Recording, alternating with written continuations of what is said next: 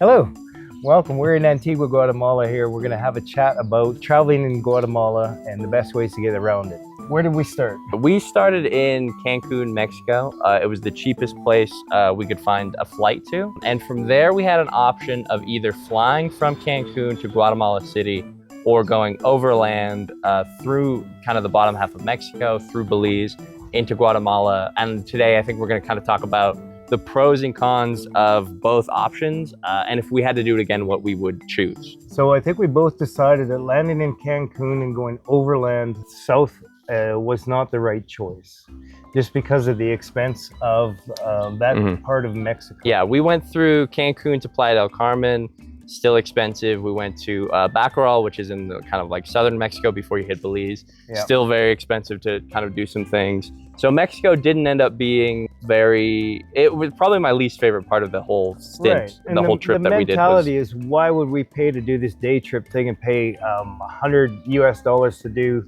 a day thing when we know we're going to be in Guatemala and we can do the exact same activity for quite a bit less.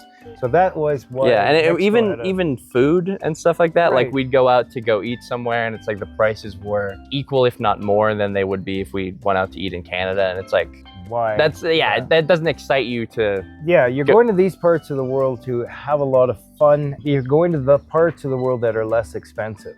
So when you get to Mexico and you find out that it's just as expensive as being in Europe or being in North America, you're not really going to get out and do the things that you want to do. You're just going to wait until you get to the cheaper countries. So yeah, Mexico didn't really blow our skirts up. We went from there into Belize. We took a bus from Baccaral into Belize to Belize City. From there, we went to San Ignacio. Yeah, we didn't even spend a night in Belize City.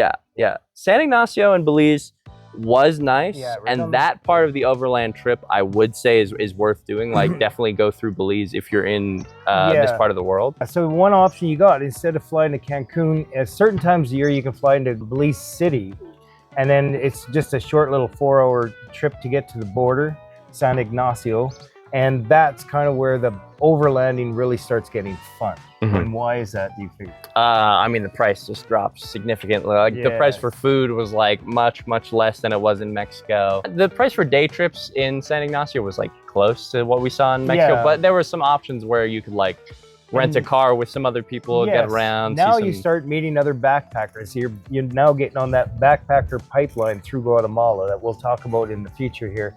And it all starts right there at that border town.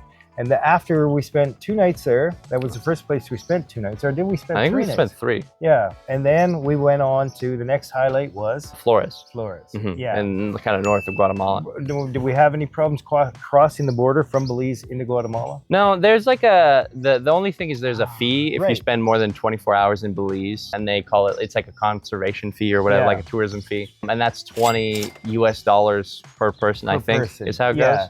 And if it is getting spent on conservation and making the country more beautiful, then we're all fine with that. It's just we hope it's not going into some politician's pocket so they can buy bigger yachts. But yeah, once you're there, you've made it in Guatemala, and you've got like north to south. You know, you do Flores, you see Tikal. You go from there, you can do Sumuk Champe. Some people skip it, some people don't. And then you can kind of go to Antigua, you can do the lake. But by then you're in Guatemala, right? You kind of have. So what we decided to do was about 3 or 4 days in Flores. And Flores has got the Mayan temple called Tikal, which is just brilliant.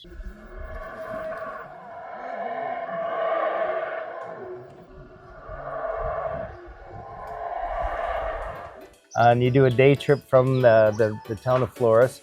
And then after we've done Flores, and Flores is amazing because it's a little tiny island on a lake.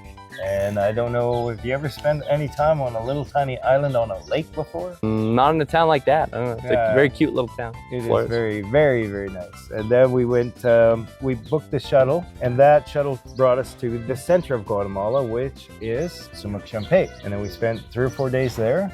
I know we spent an extra night in Gringos because we were enjoying ourselves so much. And from there, what was our next? There to Antigua, which is where we are right now. And we spent a couple nights in Antigua. And by this time, we're on like day 15 of a 21-day thing. So we're starting to wind down. So we still got one more big highlight, which is the lake. So he climbed the mountain, the volcano, and I went onto the lake, and he caught up with me at the lake. Now we're on day 20 of 21 days, and we're flying out tomorrow. So yeah, what would you change, or what do you think was the positives of doing it overland that way? So yeah, if I was going to do it again, I would recommend, if you do have a cheap flight to Cancun, don't spend too much time in Mexico. Just fly on to Guatemala City and kind of hit Guatemala from there. I think doing the flight makes a lot more sense than going overland. Yeah. If you go to Guatemala City, you can kind of do the south to north thing and then kind of go to Belize. I think Belize is definitely worth going to. It's a very beautiful country. You can do San Ignacio, you can do Quiculcar. That everybody we've talked to has the islands, has only had good things to say about Quiculcar, other than Quiculcar also being kind of expensive because it is also very touristy. So, just to remind everyone, Quiculcar is one of the islands, one of the many islands in the Caribbean, and it's right off the coast of Belize, and it's right in the biggest Great Barrier Reef in the world.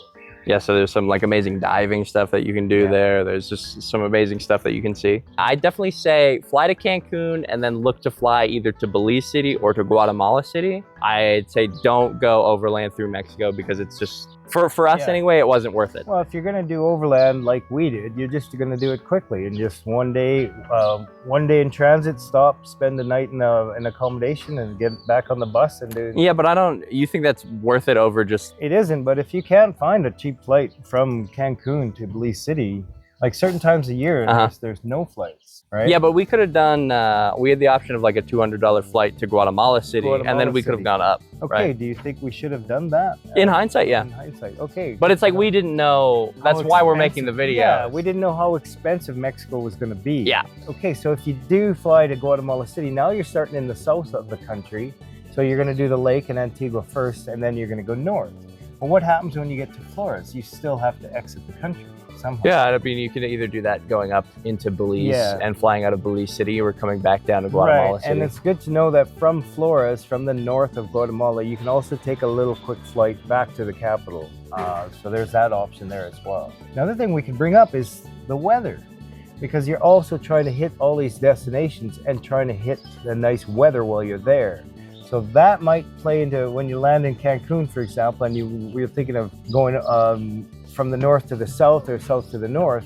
You might look at the weather network and look at Antigua and what's weather like in Antigua for the next 5 or 6 days versus the weather in Flores in the north.